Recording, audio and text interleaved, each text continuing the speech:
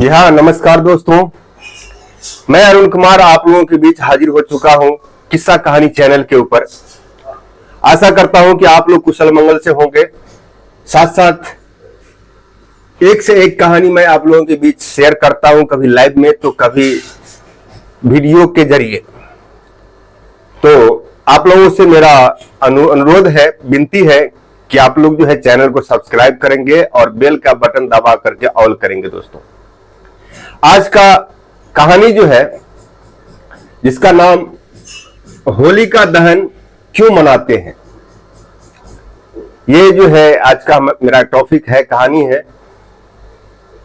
होलिका दहन हम सब क्यों मनाते हैं, उसके ऊपर एक मेरा अनुभव, क्योंकि ना हमको ज्योतिष का ज्ञान है, ना किसी शास्त्र पुराण का, फिर भी मेरे पास जो अनुभव है, उस अनुभव के आधार पर मैं आप लोगों के बीच कहानी जो है शेयर करता हूं। और आप लोगों को कैसा लगता है, प्लीज आप लोग कमेंट करेंगे। साथ साथ चैनल को सब्सक्राइब करके बेल बटन दबाना, ऑल करना नहीं भूलेंगे। दोस्तों, होलिका दहन यानी हमारे सामने, हमारे आपके सामने कल परसों में होली है, तो रंगों की गुलाल ये जो है हम सब बिल्कुल हर्षोल्लास के साथ मनाते हैं। उससे पहले हम लोग होलिका दहन करते हैं रात को। लेकिन ऐसा क्यों करते हैं, होलिका दहन क्यों मनाया जाता है? दोस्तों, ये एक समय की बात है। मैंने किसी लेख में पढ़ा था, एक समय पहले राजा हिरण्यकश्यप, जिनके घर पुत्र का जन्म हुआ, उनका नाम प्रहलाद रखा गया। और वो प्रहलाद पूर्व जन्म से ही श्री हरि विष्णु का भक्त था। इधर हिरण्यकश्यप, जो कि ब्रह्मा से वरदान प्राप्त करके खुद को जो है भगवान मानने लगा था, उसके अंदर में यानी कि मेरी मौत हो नहीं सकती, ऐसा सोच करके उसके अंदर में खुद का भगवान होने का जो है घमंड हो चुका था।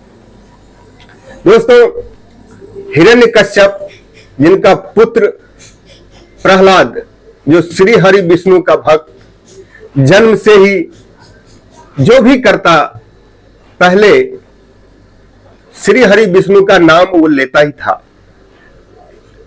उनको शिक्षा दीक्षा के लिए गुरु आश्रम भेज दिया गया। गुरु आश्रम में भी जितना वो पढ़ता था, जितना गुरु से शिक्षा लेता था, उससे काफी गुना ज्यादा वो जो है उस आश्रम के अंदर भी जितने बच्चे पढ़ते थे, उसके अंदर में जो है श्री हरि विष्णु का भक्ति को जो है जगाते थे। वो समय बीतता गया, पिताजी का नाम भगवान का तुलना में नहीं लेते हुए भक्त प्रहलाद के ऊपर हिरण्यकश्यप का जो है हमेशा गुस्सा जो है बना रहता था। और वो गुस्सा इस प्रकार से बना रहता था कि कभी भी प्रहलाद को बुरा भला कहने से नहीं चूकता था। समय ऐसा आया जो कि अपने ही बेटे को मारने की जो है प्लान उन्होंने बनाई। जिस प्लान में उनकी बहन होलिका, जिनका नाम होलिका था, वो होलिका भी जो है तपस्या करके एक समय में ब्रह्मा जी से वरदान प्राप्त किया था कि वो आग में नहीं जल सकती। ब्रह्मा जी ने वरदान दिया था कि तुम कभी आग में नहीं जल सकती। तो इस तरह का प्लान जो है बनाया कि क्यों ना ये होलिका का जो है सहारा लिया जाए। होलिका ने जो है भक्त प्रहलाद को आग में जलाने की जो है योजना में साथ दे दी। फिर होना क्या था, होनी को जो मंजूर था दोस्तों, ठीक इस हिरण्यकश्यप के प्लान के मुताबिक होलिका ने जो है अपने राजा यानी कि हिरण्यकश्यप से कहा कि ठीक है, भक्त प्रहलाद को मैं आग में जलाने के लिए तैयार हूं। तो काफी सारी लकड़ी जो है इकट्ठा की गई।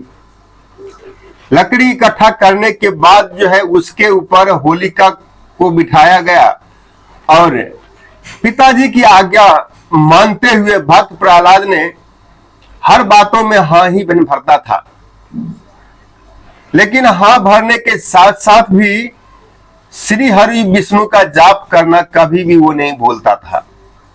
दोस्तों, ऐसा हुआ कि उस लकड़ी के ढेर के ऊपर होलिका को बिठाया गया और होलिका के गोद में भक्त प्रहलाद को बिठाया गया और फिर उस लकड़ी के ढेर में जिसके ऊपर होलिका और प्रहलाद को बिठाया था उसमें आग लगाया गया।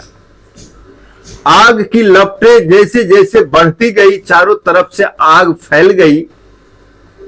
जब उस आग से निकलने का कोई रास्ता नहीं बना और वो आग की लपटें होलिका के शरीर को छूने लगी, उस आग की गर्मी से होलिका का शरीर जो है जलने लगा और इधर होलिका के गोद में बैठा प्रहलाद श्री हरि विष्णु का जाप करता ही रहा। नतीजा यह हुआ कि होलिका जल के खाक हो गई और जलते जलते ब्रह्मा जी से बोली कि हे परम पिता ब्रह्म, आपका दिया हुआ वरदान असत्य है।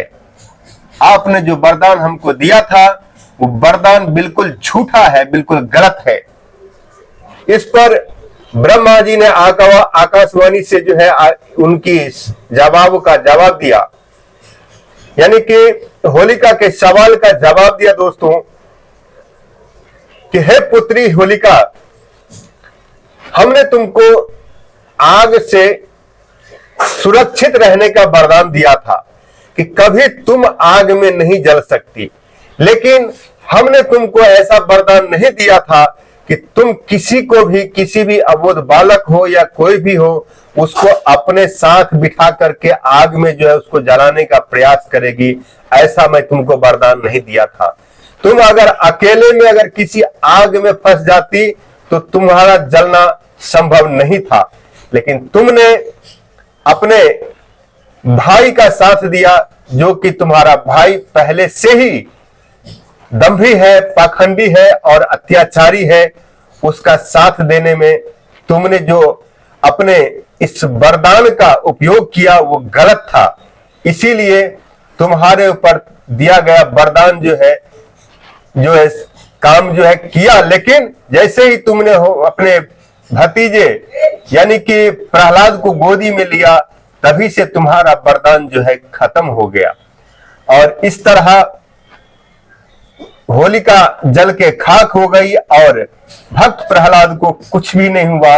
जितनी भी आग की ढेर थी वो एक तरह से फूलों में तब्दील हो गया।